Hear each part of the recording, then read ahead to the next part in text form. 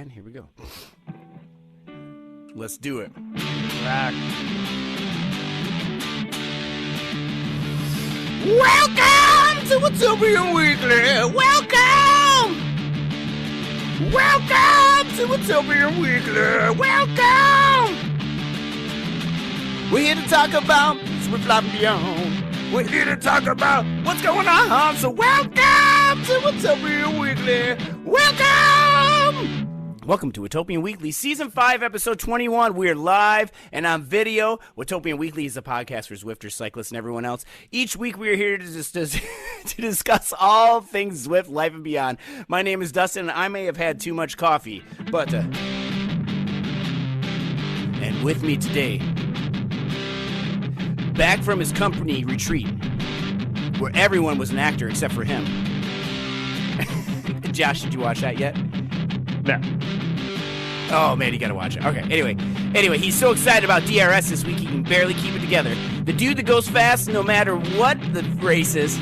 The future Barry-Roubaix champion, Josh. Hey, Josh, how are you doing? I'm good. Very overly optimistic. I appreciate that. Dude, that's gonna be awesome. And I can't sounding wait. more like AC/DC, like I said, every week. oh. Here he is, ladies and gentlemen. The returning champ from the sad Cyclone State. Sorry about that. And definitely not the Hawkeye State. The gravel enthusiast. And the keeper of the secret algorithm that makes ZwiftRacing.App more like a secret recipe compared to Chipotle's recently cilantro lime rice. They have a new cilantro lime rice dip. Anyway, that's hard to say. Anyway, both they're similar because they're both the same as a secret recipe, even though no one knows what goes into that. Anyway, the guy that knows the difference between Velo 1 and Velo 2, Tim Hanson. Hey, Tim. That's awesome. Thank you. Yeah, yeah. I don't know if you've had that yet or not, but yeah. I need that for all my meetings. Yeah, yeah, absolutely, man. Yeah, we could do that. I can Dustin cut that out. makes these intros more complex every week. Yeah, I know. I need to tighten them up a little bit, but yeah. Well, it's good to see you, Tim. Thank you for being here, man. This is awesome. Sorry about the scheduling times last. Yeah, no, yes, back returning champion. Oh, it happens. It happens. Yeah, man, we are so excited to have you here. We're finally going to learn about Velo 1 and Velo 2, and then what Velo 3 has in store. No, oh boy. Just kidding. No, Still a concept.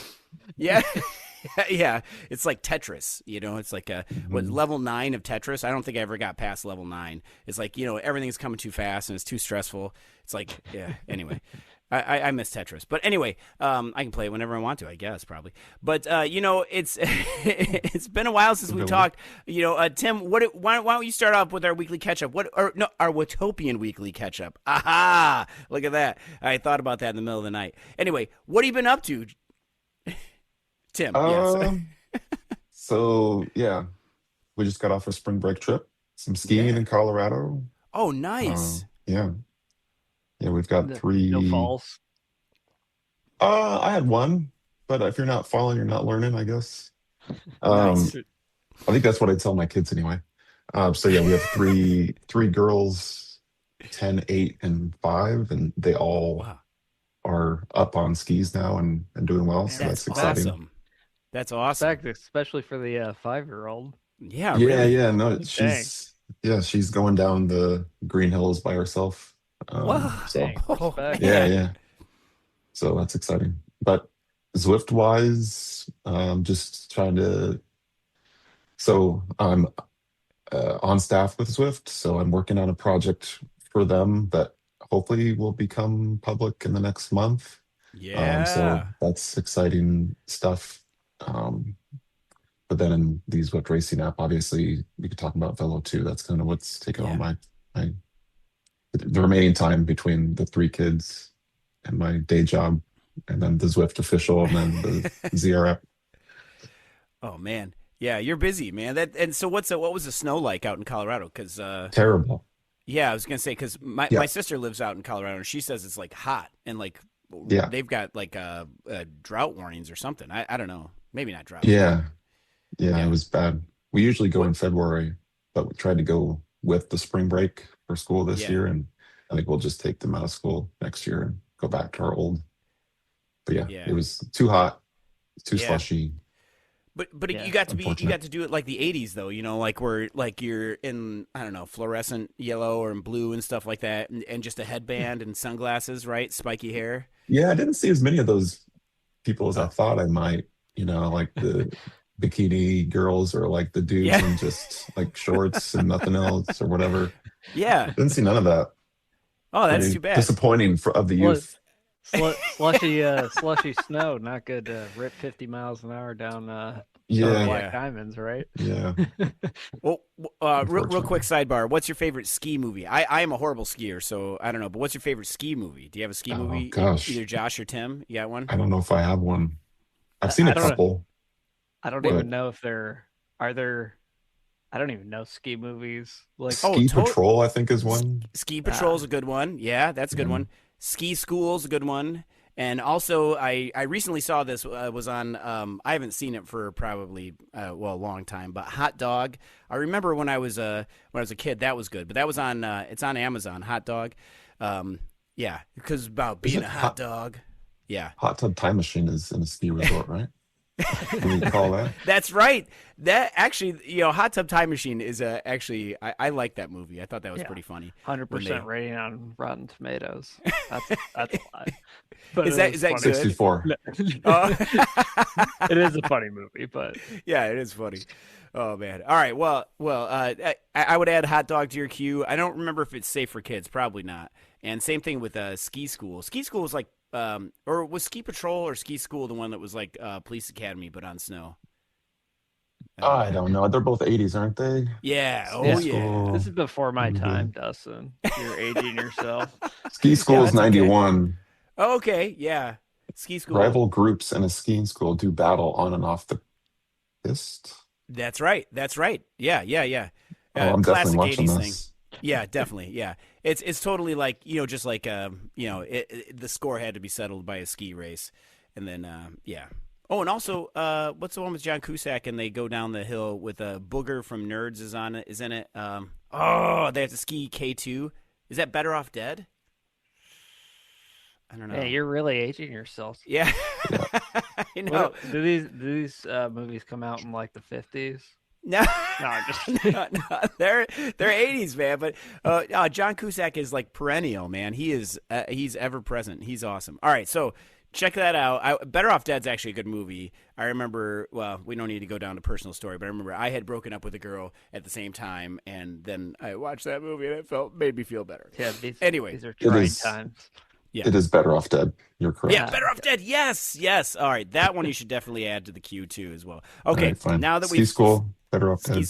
Yep, that's you right. Gotta give me a second here. I got to open my notes here. I've got like the movies. we need to have a recommendations thread. Yeah, Better and then Better Off Dead.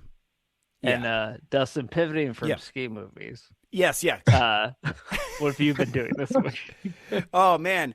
Thanks for getting me off that topic there. Well, you know what? I've been getting in DRS, which is awesome. We're going to talk about that in a little bit. But then I've been doing some ladder racing. I'm super excited about that. Things have been going well. As I alluded to, I was telling Josh that. Well, I happened to get first this last time, which is kind of rare for me, but it's been happening more often. I've been podiuming a little more, which has been super cool and like super fun because I feel like I never win anything, like not the lottery, nothing, you know. But anyway, but I still try anyway. But I've been happy about that, and it was cool. We went up what's the name of this route? See, it didn't show up on. Yes, thank you for because I have it open right now. Well, thanks. But for some reason it won't sync to Strava for some reason, and Strava was like broken. The link was broken, and then the app had to update, and then Zwift updated, and I don't know if because they didn't update at the same time or something. I don't know, but I was gonna do another ride soon today and see if it'll sync. But yeah, things have been going well. That was the Highline Reverse was the whole reason Vexus was going up against OTR, our good friends at OTR. We were somebody was sick, so I had to sub onto the team, and I said, yeah, I can do it. And so I jump in the team, and I didn't know what the course was. Had I known that was the course, I don't think I would have joined because that was awful. You had to go up the KOM reverse twice. So the first time was in the lead, and the second time it ended at the top. Oh my gosh! Well, I got to give this course looks like it sucks. Yes, it is not fun, and I got to give a shout out to Bryce, Nat, and Miriam on our team because it was 4v4, and Rick and his crew at OTR they put up one heck of a fight. They were above us, so it was crazy, but they were super strong. And anyway, going up the climb, I sag climbed because I've been working on that to try and not get to the front and stay at the front. So I've been trying to stay in the group, and so I was really proud of myself for that. Got to the top, and then I was able to stay with that front group for the rest of the time. And then we get to the second time. And my goal is to just follow my teammate Nat just up the hill because she is so much faster than I am. And we got to a part, there was a selection part, and I was like, well, you know what, Coach Cat's been giving me some tips on things to do, and like when there's an attack and when you can sense when the attack is going to happen. So I've been working on that as well, and so I attacked, and I was able to get to the top, and it's blue at the top, and I can't remember who it was. Maybe it was Danny or somebody from OTR was right behind me, 11 meters away, which is like maybe 1 or 2 seconds on Zwift.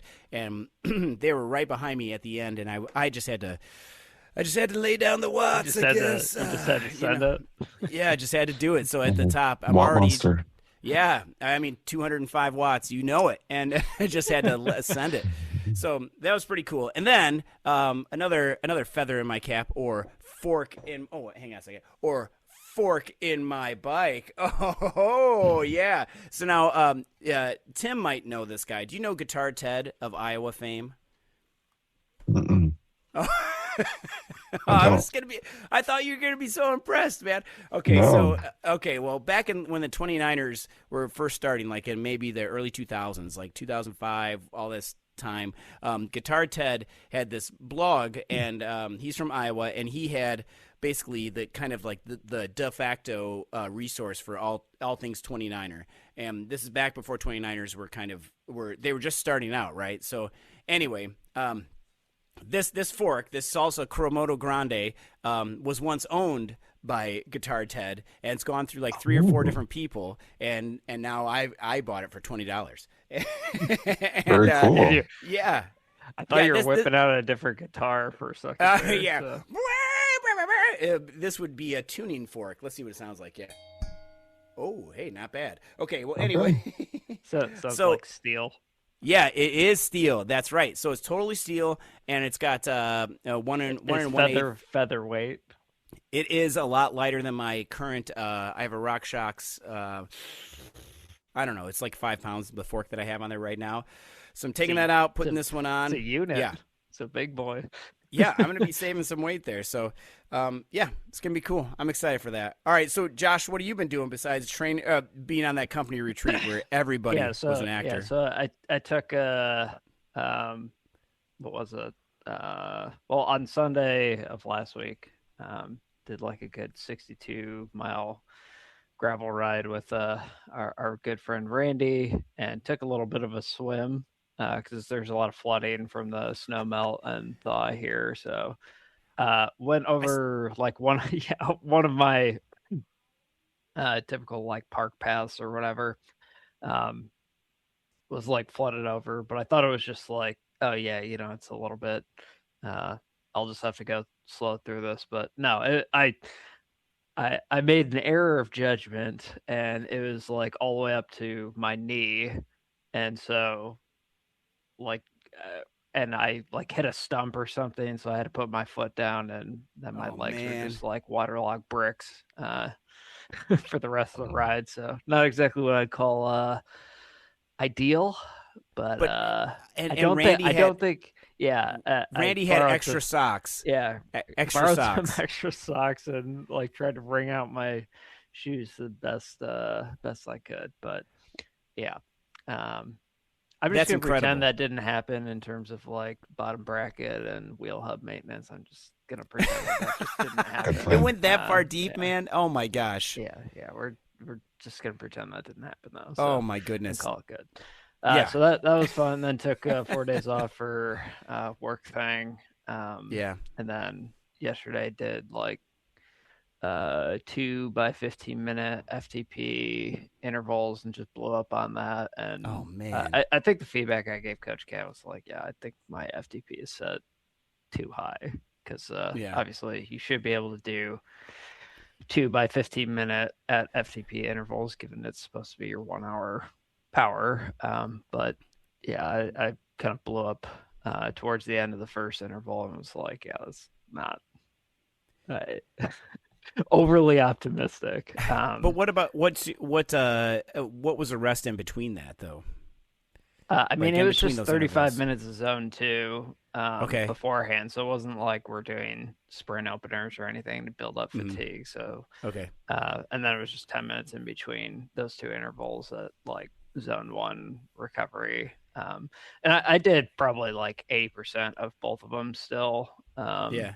But yeah, just definitely could not make the full 15 minutes through. So yeah, there's obviously a big difference between like, hey, you're struggling through and you just can't make the last minute or whatever versus you make it like 9 to 10 minutes through and are just roasted. So Oh man. Wow. Well, good work. Yeah. Good work getting through those, man. You have to get to that point where it's like, I mean, I've gotten to the point where I have to shut off erg and just like say, I turned off erg like halfway through, and like the first interval I got like whatever the half star is, and then the second one got 0 stars. So it's like, hey, pat on the back, nice job. And that's like the third workout in a row that is just like completely blown up, and it's like, all right, yeah, I think I have to revisit FTP. Yeah, you might need to change a little bit, but good job, man. Where do you stand on erg there, Tim? What do you think, erg on or erg off?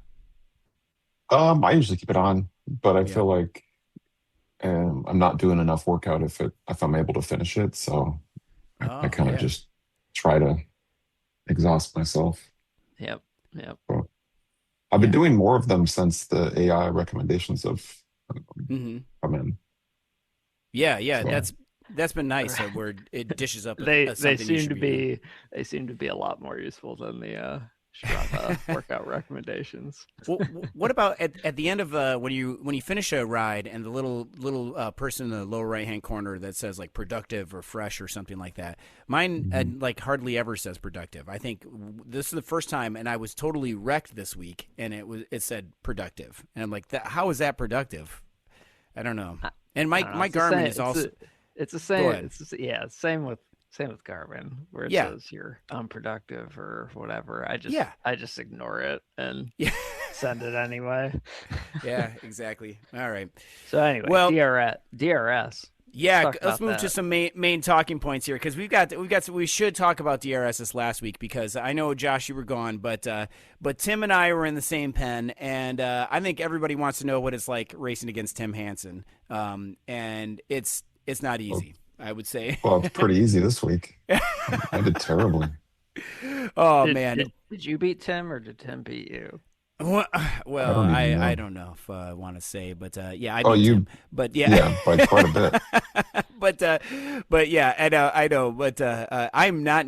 That usually does not happen. Tim, you've been beating me every other week, so yeah, I have 2 excuses if you want to hear them. Sure, let's do it. Okay. Get them started. So the first one, I hadn't raced in 2 weeks, and I've had a spring break, so that's a good one usually. Yeah, it's pretty good. But then the probably better one is that I have been trying to upgrade my Tron bike. So every session I do that's not a race, I'm on like some Zwift basic bike frame. Yeah. Trying to level it up.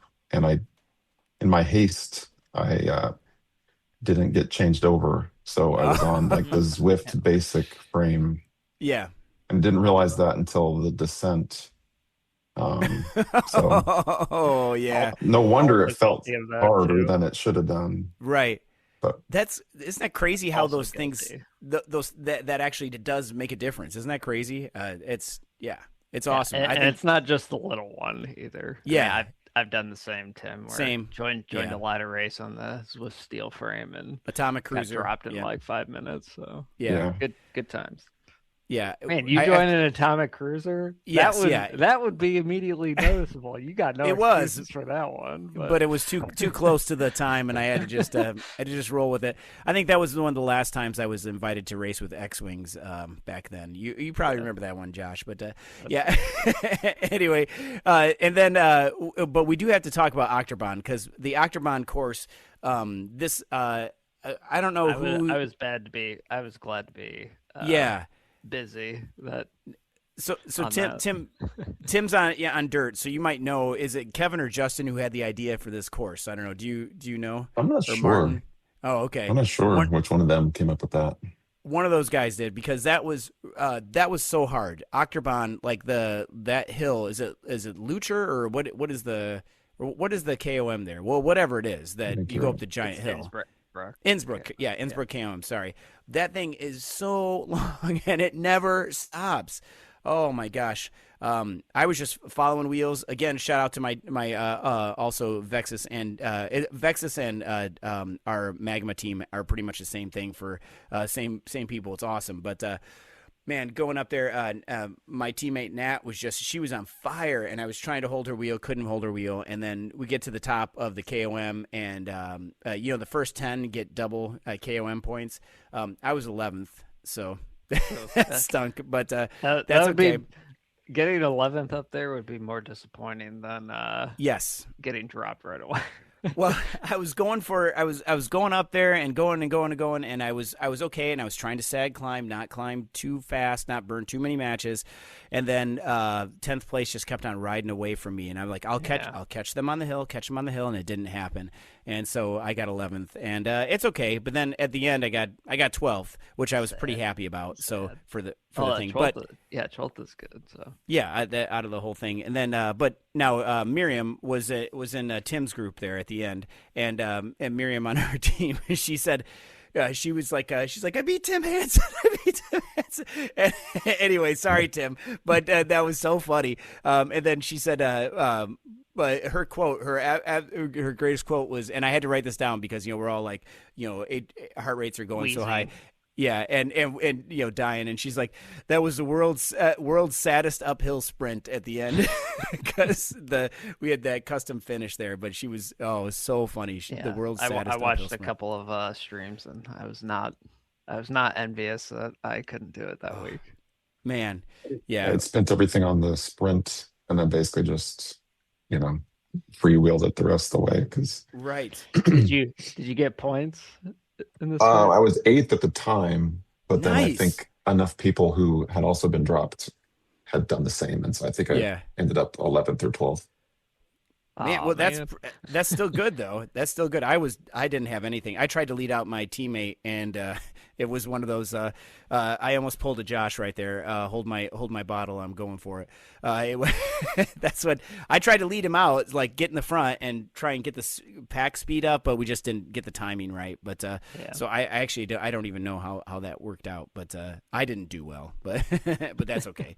But man, all right. So then, but now coming up this week though, this is the last week. We've got an ITT, which is not. I know we talked about this last time, but the 2 Village Loop, not too bad. I don't think it's that much elevation. I mean, it's less than 100 meters, if I remember right. It'll be pretty flat. It'll be bad. It'll be bad for me. Yeah, Like, yeah. I mean, like my 20-minute power is atrocious by Sapphire standards, so it's gonna be poor. But above like the bottom 10% will be my goal. But then we also, but we've got two sprint segments in here, so that also is a thing. Plus, you need finishing points. I mean, there's so much to think about.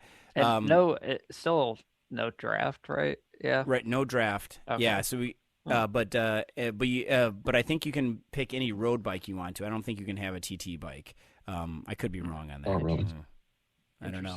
Okay. Well, I don't know. I could be wrong on that one. It doesn't say anything about that in the road book. So maybe you can, but the draft is usually off for this because it's a TT, and yeah. Tim, what's your take on this? What are you gonna do? You going for the sprints? You going for finish points, time? What are you gonna do? This is the first I'm looking at it, but so Okay. Yeah. I don't know. Yeah, Man. looks like you got some good choices to make. Yeah, it's tough because the country sprint and the village sprint. Country sprint's FTS and FAL, but then the village sprint is just FTS. So I know I'm not going to get FTS, but I could get FAL. But if I go that far, I think this is the first time I've ever seen Yep. a points race be blended with a ITT. So Yeah. that'll be super It's cool. fun. Yeah, that'll be this is going to interesting. be awesome. Yeah, Yeah. I do like new and inventive formats like that. So. Absolutely. And then we've got so that's the first part, and it's just like a like a Zwift Insider tiny race. We have that stage, and then we got to go right into the next one, the Scotland Smash. Mm-hmm. This one is going to be, I don't know, Scotland Smash That's always. my cup of tea. Yeah, That you're is going to be my fine cup on of that. tea because But 30-second, 1 minute is my bread and butter. But I'm probably for the ITT. I'm probably just going to be poking around, honestly, until the sprints, go all in on the sprints, and then just like slow pedal to the finish, just to like make it to the next race on time. That's right, because you got to finish in you have to finish in a certain amount of time. Yeah, to get there. I'm just that's the only goal. Get points and then slow pedal or soft pedal to make it to the next race number 6 on time. Yeah, the last one, Breakaway Bray, though. That's that one is like the bane of my existence. Or not the bane, but that one's hard for me. I love it. I don't know. I run out of steam, I think, on that. And the champion sprint forward, so it goes champion sprint forward on that one, which that one's not that big of a deal, I think. But Breakaway Bray and then Clyde Kicker the second time around, which will be in the last time that we come through there, I believe. I'll probably be dropped by that point. But the power ups are all arrows, so you there's potential to and I have never successfully done this, but there's potential to like daisy chain, hit your sprint or your arrow, and then go through the banner, hit your arrow, and then hit it again and try and attack after the sprint. It's so risky, man. I every time I've tried it, I've failed miserably.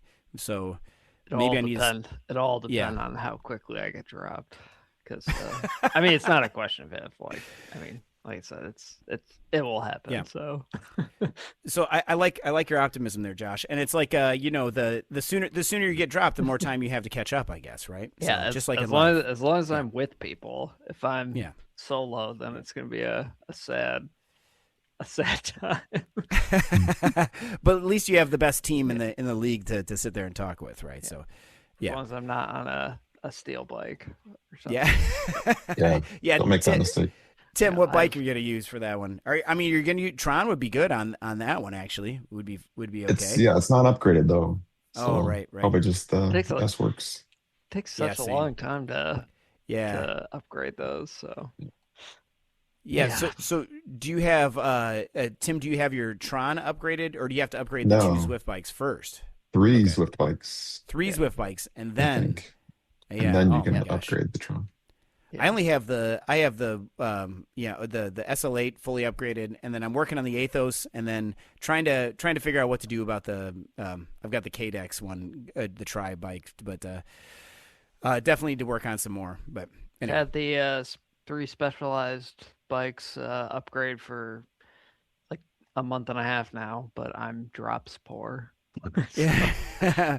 Well, yeah, because it's takes 10 million drops or something, right? Or something to upgrade one of those bikes. So, oh man. Anyway, well, we can we can move to our main.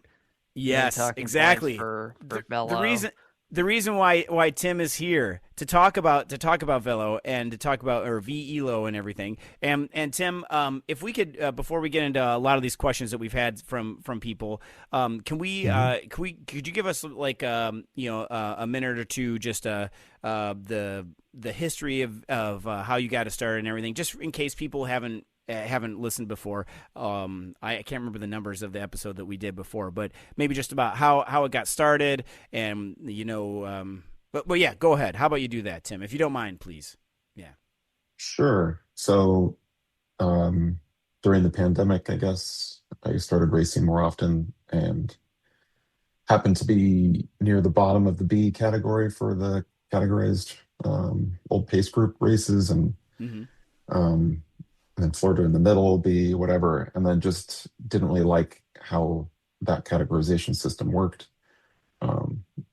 We all know the obvious deficits there. So yeah, had an idea for bringing like a result-based categorization system and was on some paternity leave at the time. So had lots of time on my hands to work on something in the evening. So yeah, that's when I started coming up with this idea of an ELO-based result categorization.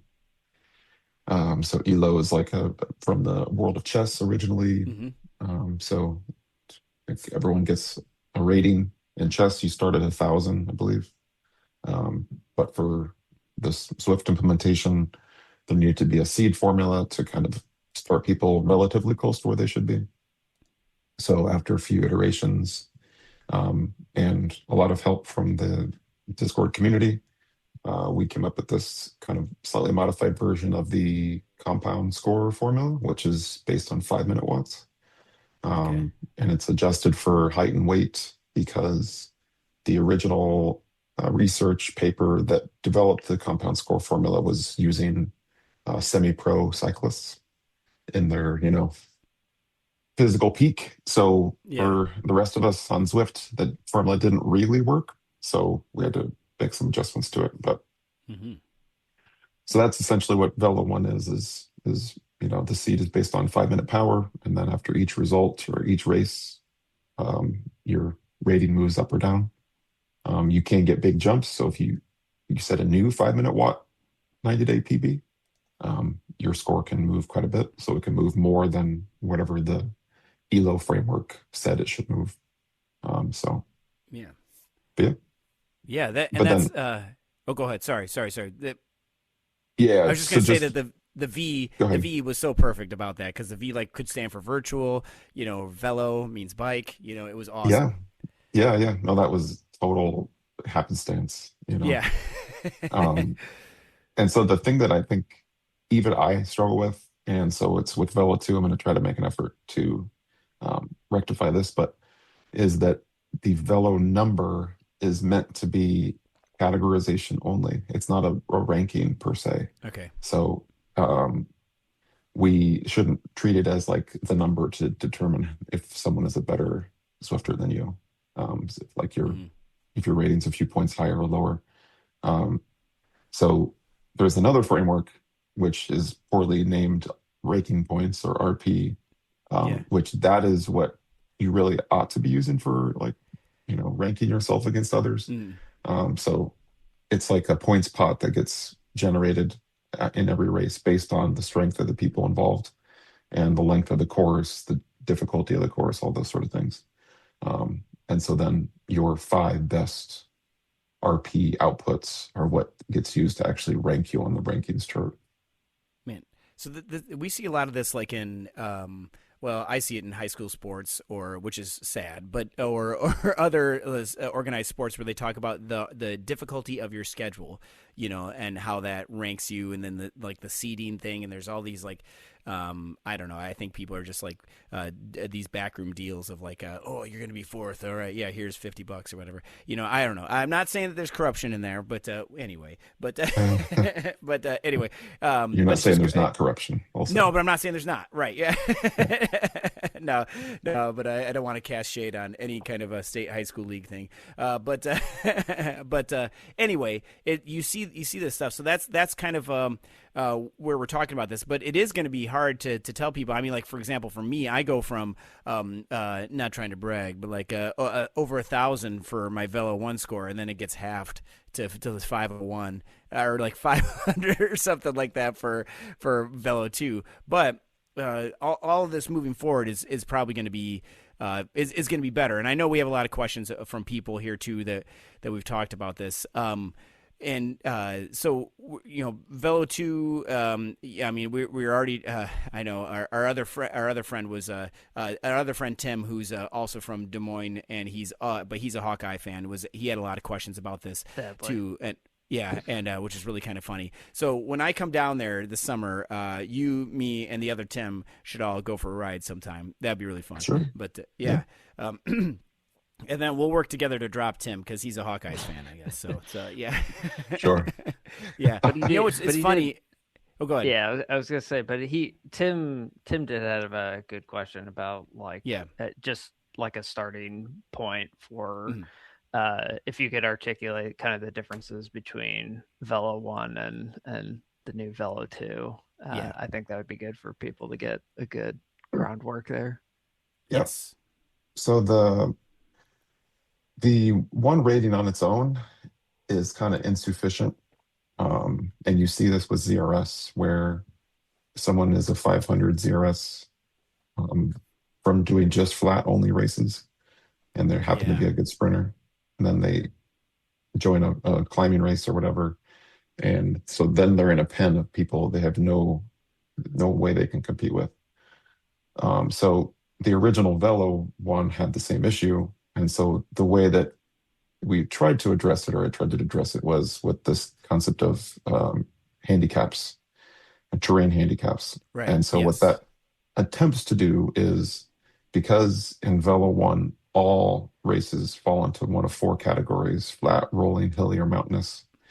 Then you, based on your power profile compared to your compound score in terms of power percentile. Now, let me know if you want me to like slow down at all, but like, so if you're in the 75th percentile for your compound score, but your like 15-second is like an 80th percentile, then your handicap is going to be in the negative, because it's for flat races. So it's saying that when you join a flat race, add a little bit of a handicap or reduce a little bit of handicap, whichever way. I'm getting confusing myself now, such that when the Velo platform actually does the rating changes at the end, it gives higher expectation for you on flatter courses when your power profile suggests that your short duration power is better than your compound score duration power. That has some, so that does a pretty good job. I think it does better than ZRS on its own or Velo on its own. The issue is that it's really hard to put events into 4 buckets. Right. There's a constant, and I get this completely, because there's probably half of the routes fall in like a line between flat and rolling, or a line between rolling and hilly. But the bigger issue is that there is no handicap for endurance. So it treats a tiny race with the same amount as it does like an epic 90-minute race. Yeah. So Velo 2 seeks to address both of those things by introducing this weighting. So every event has a unique weighting of these factors. So I think there's 5 or 6. Give me a second here. So it kind of goes back and forth. So there's these different factors where using your power profile, you get seated for each individual. So sprint, punch, climb, pursuit, and endurance.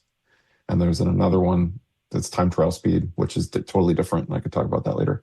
And then each race, if you look at the event details, you can kind of see the breakdown of how it calculated whether it was 45% endurance for this particular race, 10% sprint, etc. So then it can use that to come up with a event specific rating for you. So you might be a 500 is like your overall rating, but for this race, because it was 45% endurance and your endurance rating is higher than a 500, then obviously your event rating is going to be higher than 500. Yeah. So it seems to try to get a lot more specific based on route profile, event types, etc., and be a bit more granular with how the rankings or how your specific ranks move up or down. And because I have the terrain, GPX data for all the routes, even if it's like custom distance, so like the DRS stage from last, it knows that, okay, that ended at the top of the leg snapper. So it treats the last like K or 2Ks as a little bit higher priority. So it would have increased the punch for that particular race because the last couple of Ks were that leg snapper. Oh my gosh, that's incredible. Yeah, very interesting. Yeah, it's very intricate. Wow. So obviously it's like a work in progress, So if we need to adjust it, we can. Sounds like a lot of like a lot of planning and coding. It was. Yeah. The challenge is like how do you expose the data without it being overwhelming? Because that's one feedback I've had a lot from people is like, oh, this is like too much data or whatever. So the attempt with Velo 2 is going to be to simplify how it looks by default. But then if you want to enable nerd mode, you certainly can in an attempt to like bring more people in. Yeah, I do like nerd mode. Yeah, I don't understand it. I don't understand it, but I like it. Yeah. That is super impressive. I can't believe that, man. So the GPX files, I mean, and how this happens so quickly too. It seems like the rankings are coming out, or the results are coming out faster than they used to too. Is that just me, or did something in the back end happen? I don't know. Yeah, so I rewrote everything over the last like 6 months in an attempt to be able to get results faster. Okay. Previously, all of Velo 1 was running on one service. So like the entire thing was on one service. So I've split it into multiple services now so it can kind of ping more quickly to get results as they trickle in. So that's definitely the goal, is to make it as near real time as possible without getting myself in trouble with Swift HQ. Yeah. Bringing new servers down. Oh, yeah, true. I suppose it's got to take some of their data and everything too. Yeah, obviously it does, yeah. And then will this... Oh, go ahead, Josh. I was going to say, Tim had another question too. The other Tim. Obviously, Velo 2 is live and active currently. And there was mention, I think you said, like, long-term goal is to officially replace Velo 1.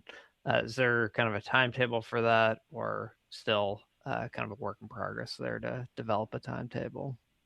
Yeah, I think there's still a work in progress. I think my soft idea is, in the off season this summer to make the kind of primary transition. I think it'll remain in like the public APIs. So if like Ladder or whomever isn't ready to transition or whatever, the public API that like DRS, Ladder, et cetera, use will still return both. But maybe like the public facing page will be pretty Velo 2 specific. I'd like to do a new client this summer as well. This one was just like thrown together without much thought. So I'd like to give a better user experience. I still think it does look. I think it looks pretty good. Slick. Yeah. I mean, honestly, yeah. It seems fairly intuitive to me, but then again, I am like a heavy user of it and know my way around it pretty well. But I mean, as soon as that stuff started popping up, I mean, clicking around seemed pretty straightforward to me. But I do get that some folks who maybe aren't as familiar with it probably had the feedback, like you said, oh, this is a lot of data. I don't know where to start. Data. So yeah. Well, it's definitely pretty cool though. I think it looks good though. But yeah. And then and I like I said before, I always appreciate the fact that I can look at it on my phone and I don't have to open up a computer to understand or to have it displayed out there like that. But it is kind of nice also to see it on the computer and see all the graphs and stuff and my decline. But one thing I'm working. I'm getting better. But I do think that one of the biggest things that I see between Velo 1 and Velo 2, as someone who doesn't understand the numbers so much, is that just the fact that it tells like Velo 2 it feels like it tells the story of the race better too. If that makes sense, it's not just about like I feel like so that's exactly why, because it's talking about the punches over those over the leg snapper, for example, right? I mean, it knows that that's going to be a deciding factor in that race. So how I perform over that segment is going to give me a different rating, which is just genius, man. I can't believe that. That's boggling my mind. All those how you did that. Did you just go with like, is there segment data or just it says like where the sprints are, where the KOMs are in the GPX files? It just says the like latitude, longitude, and the elevation, basically. So that's all coming from Strava. Okay. Wow. Okay. That does bring up your point though, Dustin, does give me a question too, because obviously I think we've seen like I've seen some points races like factored in as well. So does Velo 2, you think, do a good job of movement based on like points races as well? Not really sure. Like I feel like yes, but points races are difficult because it's yeah. It really depends on the organizer setting up the points in a good way. So it's kind of hard to say. I guess there's no real practical way either of like knowing which segments are points and then adapting the profile accordingly. So I mean, I guess you technically could, like if this were somehow the official system of record or something and people could add the points and everything in here, then you could see it being more useful. But yeah, because I mean, we've all spent hours on Zwift Power as well, but I think that I spend more time on Zwift Racing app than I do on Zwift Power anymore. Yeah, I hardly ever look at Zwift Power. So. Yeah, except for nor do I know what my ZRS score is either. Yeah, my ZRS. I do look at that sometimes, like if I'm I don't know, like I'll look in the pen, like in a ladder race, just to see like who's got because I can quick do that on my phone on the see who's got the highest score. But that doesn't necessarily mean anything. I mean, this is more indicative of how someone's going to perform, I believe. And then all the Josh, you would know this. When we do a ladder race on Coalition, we get those fancy graphs. Is that just our team specific, Coalition specific, or can everybody get that data? If they have the API, yes. Never mind. But, okay, all right. yeah, We won't get into it then. Our secret sauce there, but okay. But yeah. Okay, so anyway, I just see those things. Go ahead. Yeah, and Pete Campbell had a question too about how seed score relates to the actual score for each factor. I mean, obviously sometimes they differ quite a bit. What's really happening behind the scenes when there's a big seed versus actual score difference between all those different factors? So the factors work the same as Velo 1 rating does, where if the result of the race is such that your new power profile suggests a rating for, say, sprint is higher than your current one, then it will raise your sprint rating to match the new seed. The people that have a big delta is probably just that they're better at using their sprint, I guess. If their sprint rating is much higher than their sprint seed, that suggests that they outperform what their power suggests they should be able to do. Like well-timed sprints, that sort of thing. It's more like a skill indicator. assuming that So, your power is accurate, like you have Mhm. actual max efforts across your. so if my seed score is consistently under my actual score or current score, then that's indicative of using that better, that factor Yeah, better.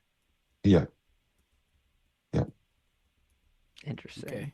Now I need to see Yeah. what Dustin's is so I can either criticize or congratulate him. Yeah, go for it. Yeah, I'm not really. I haven't even started my seeds yet. It's not the ground's still frozen. Actually, you know what? I will say I saw some green grass. We finally have green grass in Minnesota, so it's coming. But we had another frost this morning, so I don't know. I'm just hoping that it kills off the what do they call them? Mosquitoes? Because they were coming out.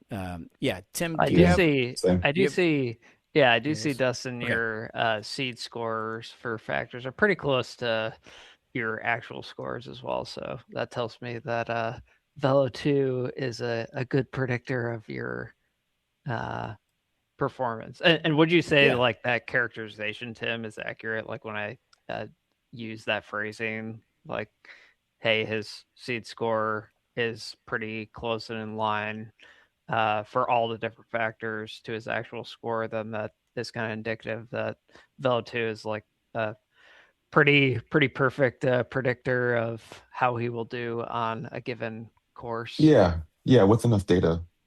Mhm. Yeah. So I think, yeah, the Yeah, as active long as it's not racers. just like, hey, you did one singular race. Yeah. Right.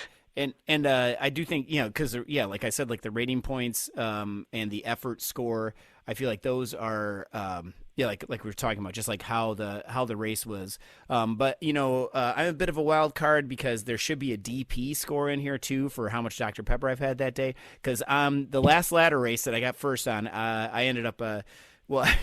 I know Josh thinks this is bad, but it was just 32 ounces of Dr. Pepper on my ride home from work. It's not that big of a deal. That's That's like an absurd amount of but it's from the fountain machine, so it's more water than anything. It's more sugar. Well, it is when you add the extra. Do you have ice in it dashes. or no? Yeah, there's ice in it, crushed ice, Okay, of course. okay. And then, but yeah, Well, with maybe the not. extra cherry. Maybe not quite so much, but I don't know what that's an unhinged amount of sugar. It's a lot, but I'm worried about our friend Matt Ladd, by the way, because he's going to be in the same situation because he loves Twizzler pull and peels, and as do I. But I think Red 40 is going to be banned in the United States. He's in Canada, so it might be okay. But I think in the coming years, I think they're going to ban it. Red 39 then, if that's yeah. They'll Red find a way, 41. I'm sure. Yeah. Let's hope so. Or if they use beets in that to change the color, then wouldn't that make Twizzlers pull and peels like a superfood then? I Yeah. think so. I think so. All right. So, and then we've got we've got some other questions here. Like Vincent, he's another friend of the podcast and everything. He was asking about talking about because if anybody who's really interested in the Zwift Racing app, jump on the Zwift Racing app Discord, because there are some just incredible discussions going on there. So you can really go down any kind of rabbit hole that you want to, and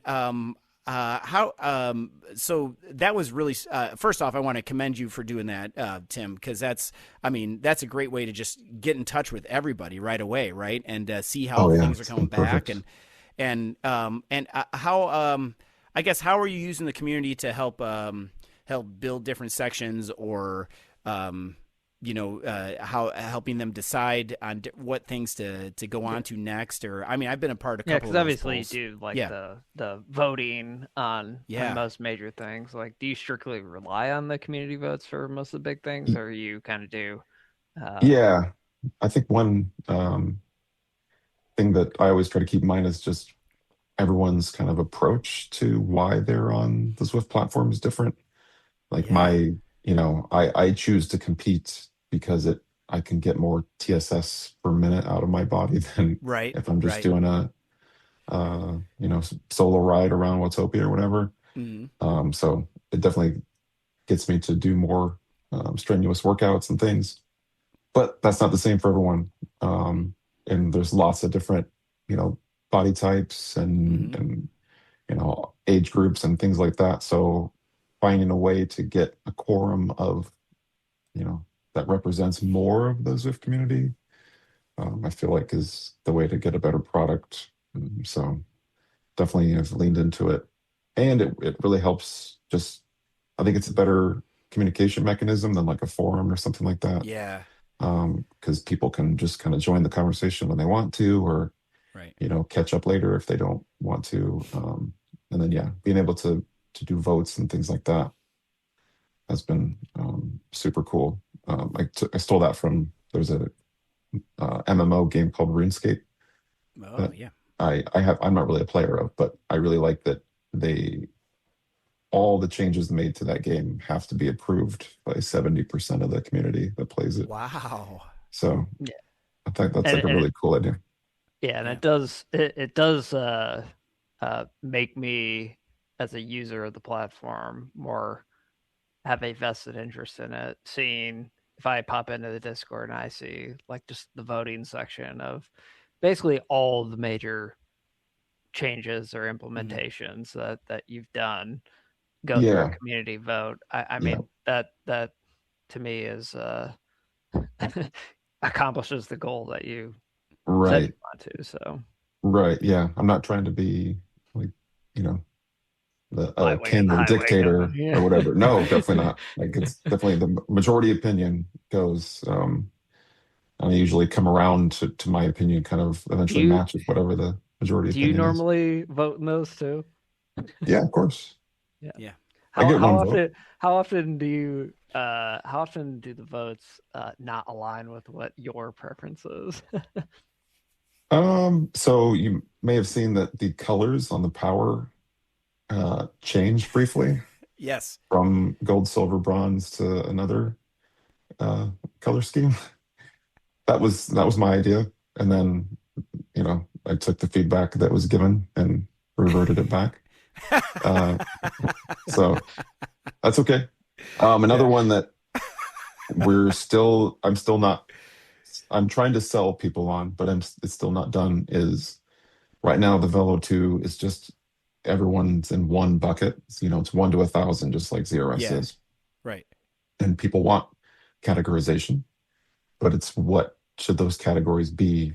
And so that's kind of and it's all happening more slowly than I want it to, but just with my other commitments, it's taking a little more time to kind of get that decision done. But my current thinking, if you want to know, yes, I'd please. love to get your feedback, is that I feel like the rating, the 1 to 1,000 rating, should be de-emphasized. So I'm a little bit interested in the idea of ranking or using categories based on a upgraded version of the RP system.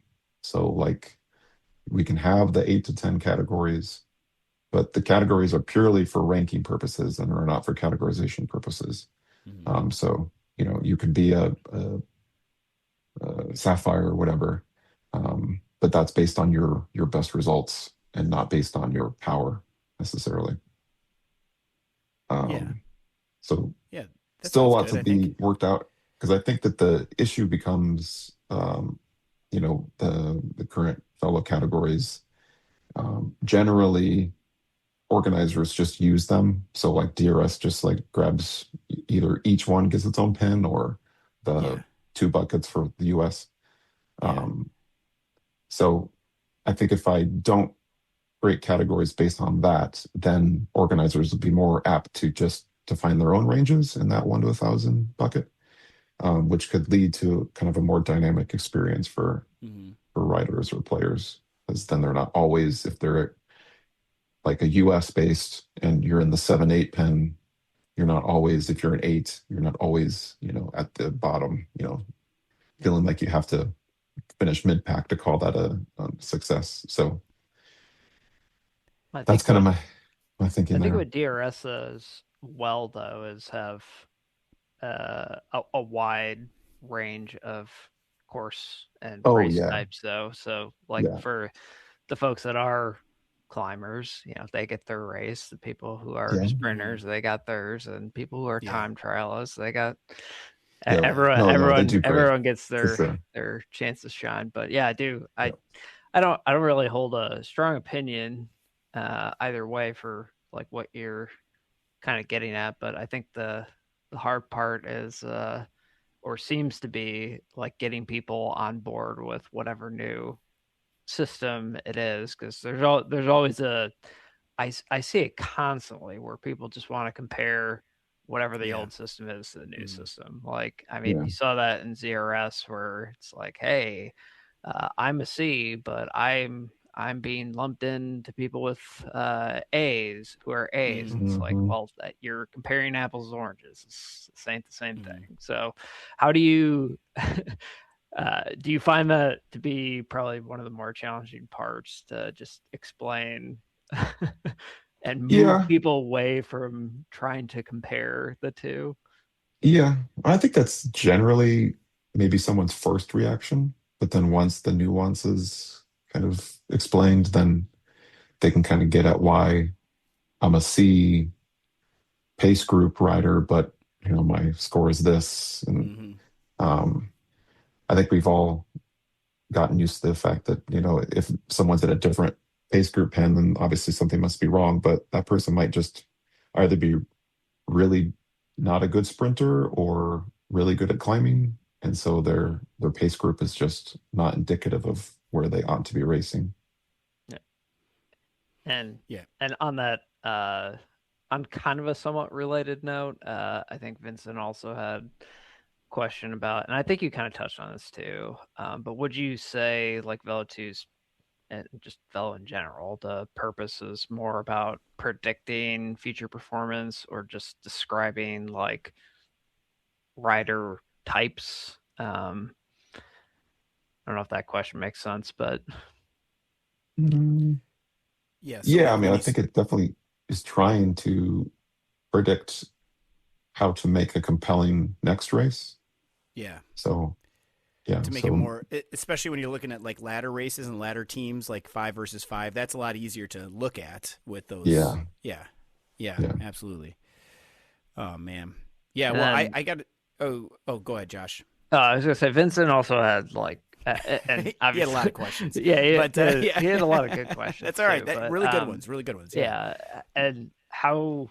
So obviously, like you do community votes and take good feedback from the members of the Discord community, but what have you found to be kind of the most challenging part of Velo 2 with reviewing, iterating, and kind of building on that? I guess it's hard to judge accuracy in terms of like comparing it to Velo 1. So there's a couple of, if you look at event results, there's a couple of kind of rudimentary like root mean square comparisons. I'm not really sure how useful that is, but it's just something to look at.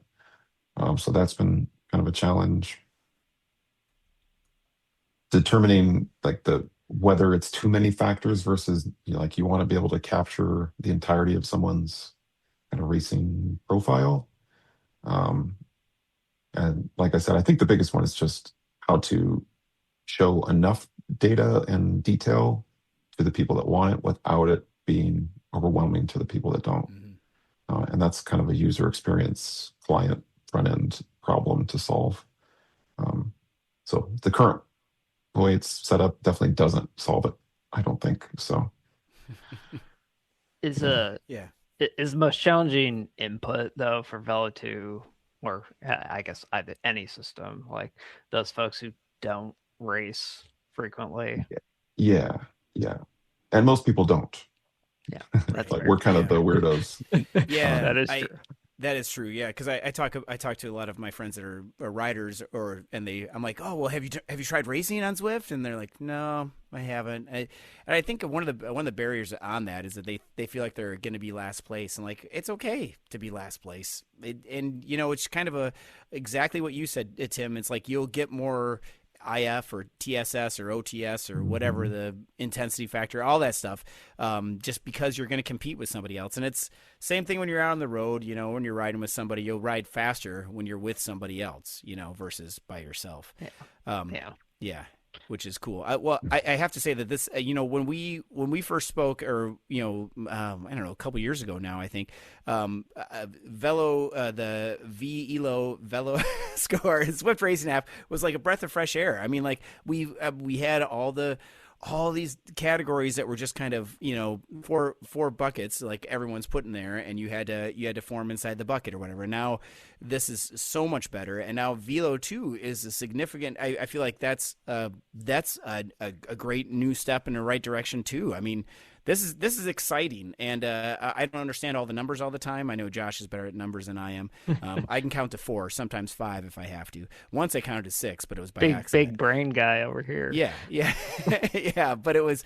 This is just awesome. Yeah. Thank you for doing all this work on this, Tim.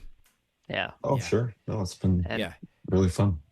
Yeah. I mean, vElo 1 to me was just like, hey, you know, this is a great system that actually works. Like, sure, every system's gonna have their weaknesses. There's no way to make a perfect system, but to me, vElo 1 was just like, hey, this is an actual results-based system that works and is more predictive of anything else. And then obviously now we're getting a vElo 2, which is even improves upon that. So commend you for venturing out and even building upon your success. So it's been great. It's, although small, it's made its way to the official product. You know, the ZRS is now based on the compound score formula that we developed. Yeah, nice, man. That's great. Yes, because I forget sometimes that you do have a hand in developing DRS or ZRS as well, correct? Yes. Yeah. It's very small, but yes. Yeah. Probably some things you can't say. That's okay. That's all right. That's all right. That's all right. Yeah, we didn't have to sign an NDA before we did this, but my work for them is more on the front-end experience point of view. So, you know, hopefully in the next few weeks we'll see some of that. Well, and you need do you have a check next to your name? You need to get one if you don't have one. I do. Oh, okay, that's right. Okay, good. I thought so. I didn't want that or ask for that, but it eventually just showed up. Nice. That's so cool because, man, that check is awesome. Yeah. Maybe it'll have a Z next to it at some point. Yeah. Nice. That's awesome. Well, Tim, thank you so much for doing this. And before this is so awesome. And before we close out and everything, do you both you guys? I know, Josh, we're going to talk about your race here in a second. But Tim, do you have any outdoor events or anything that you're training for, or anything like that, or any big events or big rides this summer? Nope. I'd like to, but I haven't signed up for anything yet. Okay. All right. Training for life right now. Right. There's I think at the end of the month, the end of got your hands full already. Yeah. The end of April, there's a race not too far from you. I think in Elkader, Iowa. Is that how you say it? Elkhart? No, it's not Elkhart. It's smaller than that. Dustin. Okay. Dustin has a hard time pronouncing. I have a hard time with words. Yeah, it's a gravel race. We'll talk. Yeah. But but that's coming up, and then also I know we've got some things going on this summer. I know there's a couple races here in May that I'm going to try and get up on too. But real quick, we got to ask Josh about his preparation for the Barry Roubaix, which Josh, you're going to have to definitely because that's coming up real quick, right? Yeah, so Sunday is a pre-ride of the 100-mile course. So man, that's what I'm planning on doing, provided the weather's not hot garbage. Well, it needs to be warm though. Are you guys? You're in Michigan, and what's the weather predicted for tomorrow? Like high 40s, low 50s, which is fine. That's not bad. It may rain. If it rains, I ain't going. Like I'm a delicate flower. So. Yes, it's true. True. Yeah, I would rather just hop on Zwift. Yeah. Do you have That's right. Do you have an approximate, like just a snapshot of like how much elevation that is, or? 7,700 feet, I think. Okay, and that's over 100 miles. Yeah, So- 100. It's 104. So the goal is going to be sub 6.5 hours, but that's a reach. Man. That's Are a you reach. doing- I mean, are you it's in my like realm of possibility. Yeah. But it's like it would take a magical day. So I'll know in the first like 20 to 30 minutes because there's a big hill like right away in the course. So Mhm. it's like, hey, if I get last to a fast group, great. If I blow up completely, then I'm just gonna poke around and have fun the rest of the race. So I'll know in the first 20 to 30 minutes what's gonna Yeah. happen. So Well, my suggestion to you, which you didn't ask for, is to try not to burn up early because no, I have to will though. blow 'Cause up. I have to, which sucks because anytime I go deep right away, and like my heart rate never settles out. So Yeah. So anyway. you got to slow burn, man. Nah. Slow burn, like a Yankee candle. You know, when those big candles, it smells nice. Yeah. All right. Well, what's so and that when is that race? When's the actual race? April 17th. Okay, so it's coming up soon. Or Oh man, 18th. we'll get a couple episodes before that. Then that'll be great. Yep. Oh man. Well, with that, we got to give a shout out to Tim. Which squad is yours on dirt that you're racing for DRS? Oh God, Frenzy. Oh, Frenzy. That's right. That's They're right. always like so random. I don't know. Yeah. Well, you guys are right above us. So We're matcha, like why? yeah, I matcha. I think that's based off of tea or something. Well, we're magma, so liquid hot magma. Yeah, so we're you guys are ahead of us in the gold silver linguini category. I think you guys are winning right now. We've had a third. couple of promotions, so I think our squad has been a little depleted since kind of midway through. Oh yeah, from So- people getting moved up and everything too. Mhm. Yeah. Oh man. Well, good. That gives us a little more wiggle room there too.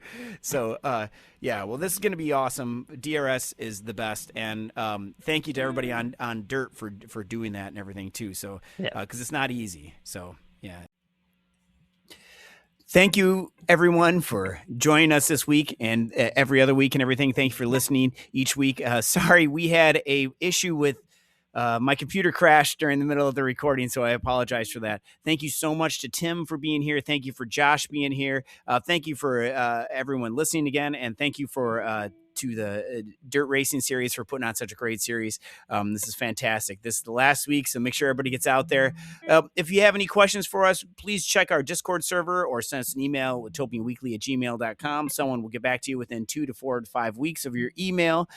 Thank you, everybody, for being here and for listening this week and every week again. And you know what? We'll see you in Watopia. Woo!